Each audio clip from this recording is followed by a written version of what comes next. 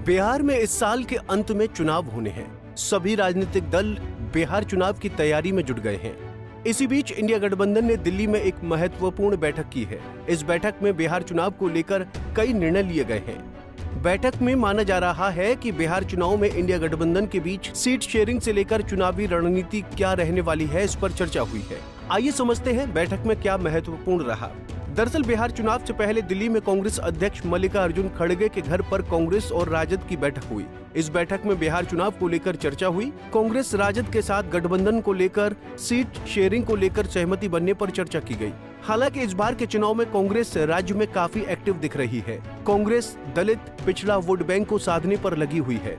कांग्रेस ने बिहार में अपने संगठन में कई बदलाव भी किए हैं।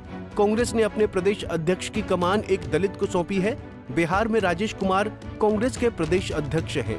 बिहार में कन्हैया कुमार की अगुवाई में कांग्रेस ने यात्रा भी निकाली है। इस यात्रा में कन्हैया के साथ लोकसभा नेता विपक्ष राहुल गांधी भी मौजूद थे, जिसमें कांग्रेस को अच्छा खासा जन समर्थन भी मिला था। वहीं बैठक के बाद तेजस्वी यादव ने अपनी प्रतिक्रिया दी है। तेजस्वी यादव ने मीटिंग को सफल बताया है। साथ ही इस मीटिंग के आधार पर आगामी चुनाव में रणनीति बनाने की बात कही है। तेजस्वी इस चुनाव को बिहार के मुद्दे पर लड़ने की बात कही है। हम सब लोगों की बैठक हुई है और काफी पॉजिटिव बातचीत हुई है और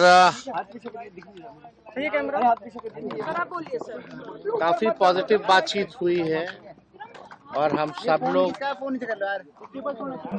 17 तारीख को भी जो है अदर अलायंस पार्टनर के साथ जो लेफ्ट पार्टी है, वीआईपी पार्टी है, कांग्रेस और आरजेडी, पटना में भी हम लोग बैठेंगे। और हम लोगों की क्या स्ट्रैटेजी है वो तो मीडिया में हम लोग बताते नहीं है, लेकिन हम लोगों की पूरी तैयारी है और हम लोगों का पूरा मजबूती के साथ बिहार को आगे ले जाने का संकल्प है। 20 साल से जो सरकार चल रही है और 11 साल एनडीए की मोदी जी प्रधानमंत्री हैं देश भर के, बिहार को जिस हिसाब से सौतेला व्यवहार किया गया, इनके 20 साल के राज में भी बिहार सबसे गरीब, प्रति आय व्यक्ति सबसे कम, किसानों का आय सबसे कम, पलायन सबसे ज्यादा बिहार में है। और हम सब लोग जो है मुद्दे के आधार पर जो है चुनाव लड़ना चाहते हैं। हम लोग विपक्ष में हैं। बता दें कि तेजस्वी यादव ने बिहार में खुद को महागठबंधन से मुख्यमंत्री का दावेदार घोषित किया था, लेकिन इस बार तेजस्वी बिहार में मुख्यमंत्री के चेहरे पर बोलने से बच रहे थे। हालांकि उनकी पार्टी के नेताओं ने साफ कर दिया है कि तेजस्वी ही बिहार में मुख्यमंत्री का चेहरा होंगे। बिहार में हाल ही में एनडीए गठबंधन की बैठक हुई थी। इस बैठक ने साफ कर दिया है कि अब बिहार चुनावी राजनीति के लिए तैयार हो रहा है।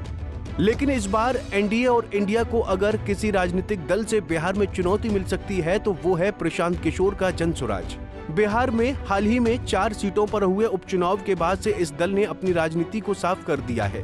हालांकि ये दल कोई सीट जीतने में कामयाब नहीं हो पाया, लेकिन ये बिहार राजनीति में अपनी छाप छोड़ने में कामयाब रहा है। राजनीतिक विशेषज्ञों की माने तो अगर बिहार में जनसुराज पार्टी सरकार बनाने में कामयाब नहीं होती है तो किसी अन्य राजनीतिक दल का खेल खराब कर सकती है। बिहार विधानसभा की स्थिति। बिहार में इस समय एनडीए की सरकार है। इसमें जेडीयू, बीजेपी, एलजेपी और हम शामिल हैं। बिहार में 2020 के चुनाव में बीजेपी सर्वाधिक 84 सीटों के साथ सबसे बड़ा दल बनकर उभरा था। इस चुनाव में राजद दूसरे स्थान पर रही थी। बिहार चुनाव में कांग्रेस जेडीयू के बाद सबसे बड़ा राजनीतिक दल है। 233 सीटों वाले विधानसभा में एनडीए के पास 138 सीटें हैं। वहीं महागठबंधन के पास 104 सीटें हैं। बीते चुनाव में महागठबंधन ने कांग्रेस को 70 सीटें दी थी, लेकिन इस चुनाव में कांग्रेस का प्रदर्शन अपेक्षा के विपरीत रहा।